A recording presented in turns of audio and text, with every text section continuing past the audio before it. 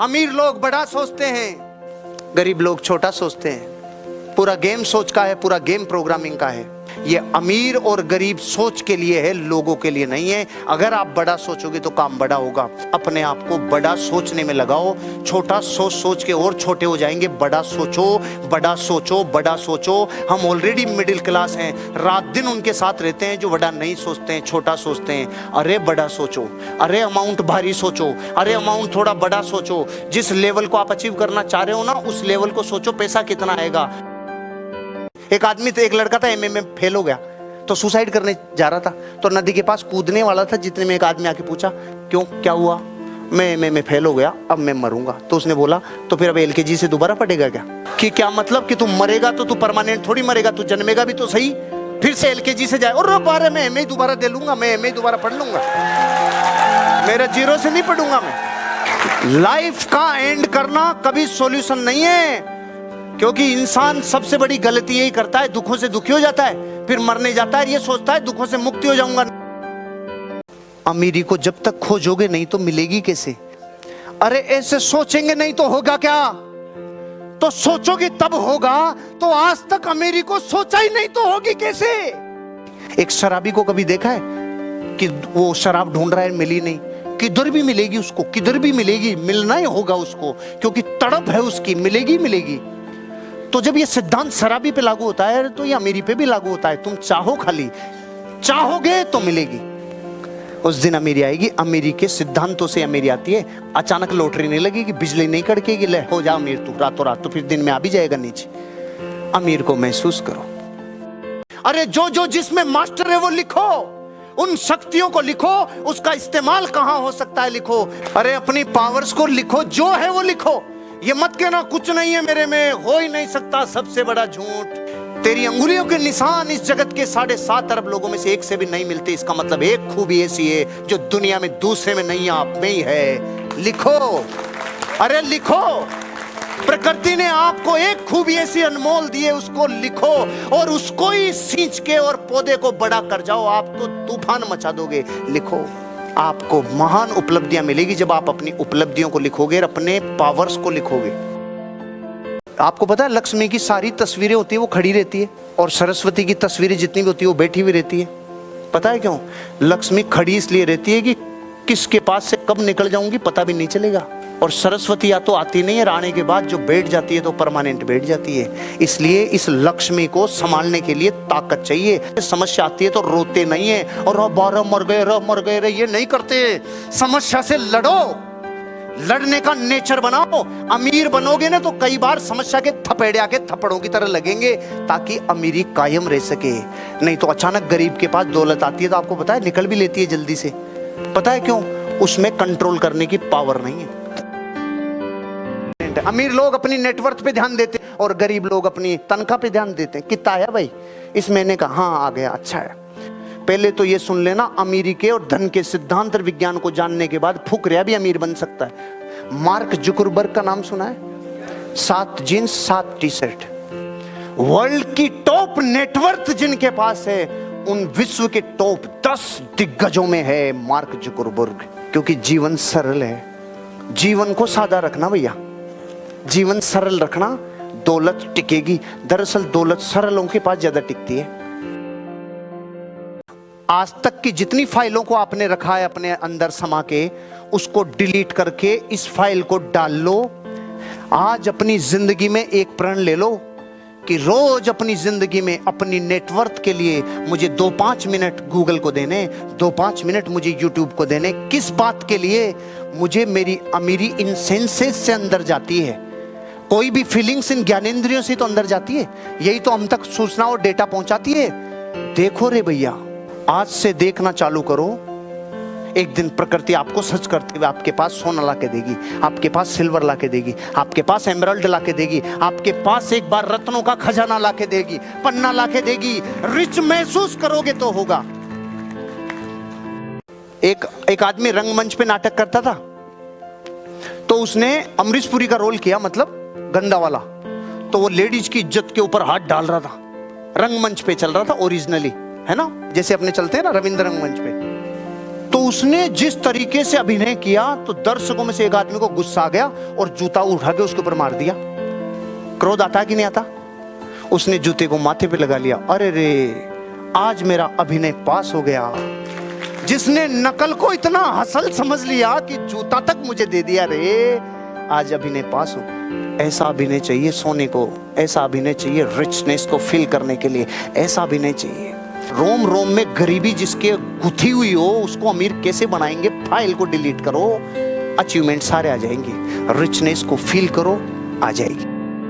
जब हार से बचने के लिए खेलते हो तो हालत इतनी फटेली हो जाती है कि आप कुछ भी अचीव नहीं कर पाते। और जब आप जीतने के लिए खेलते हो तो ऑस्ट्रेलिया इतने वर्ल्ड कप जीत के क्रिकेट की दुनिया में बापू पता है क्यों है? चाहे 8वें नंबर का खिलाड़ी आ जाए, चाहे 90 नंबर का खिलाड़ी आ जाए, टेस्ट को कभी ड्रा कराने के लिए ऑस्ट्रेलिया ने नहीं खेला। कभी किसी गेम को हार से बचने के लिए ऑस्ट्रेलिया ने नहीं खेला। इसलिए ऑस्ट्रेलिया के डीएनए में खेल है। ऑस्ट्रेलिया के डीएनए में खेल का बापू है वो बापू। कोई सा ही खेल हो, ऑस्ट्रेलिया बापू है। क्यों? उसके डीएनए में जीतने के लिए खेलना है, हार से बचने के लिए खेलना नहीं। फील में बहुत ताकत है। फील करो, आपकी रिचनेस को फील करो। अरे एक बीड़ी पीने वाले के पास जब बीड़ी नहीं होती ना तो दुनिया इधर से उधर हो जाए, अगले आधे घंटे में बीड़ी उसके चरणों में मिलती है। अरे तो जो बीड़ी सोच रहा है उसको बीड़ी मिल रही है, जो कैडबरी सोच रहा है उसको कैडबरी मिलेगी, लेकिन इसमें घुसती नहीं है। अरे बारे सोना, सोना, अरे सोना तो तब मिलता है जब सोना छोड़ना पड़ता है। समझ में आई? सोना छोड़े बिना सोना मिलता नहीं है, नींदें छोड़नी पड़ती है।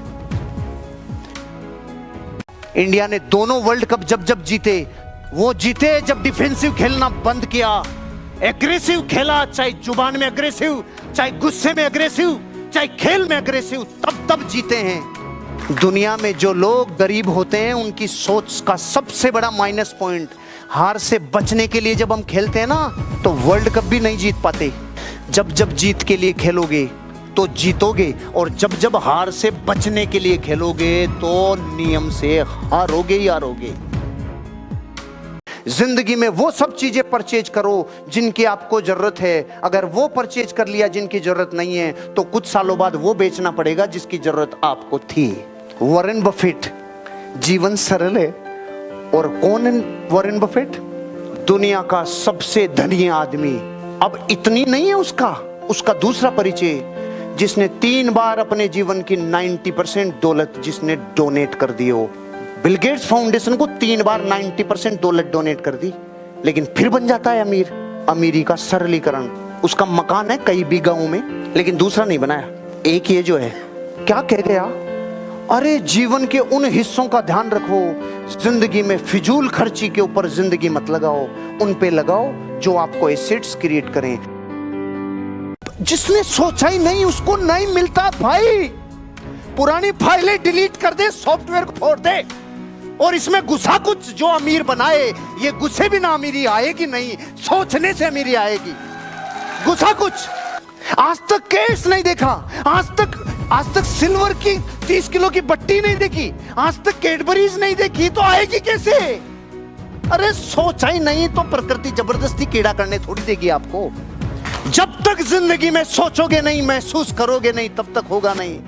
और महसूस करे बिना, हुए बिना रहेगा नहीं। ये नियम है।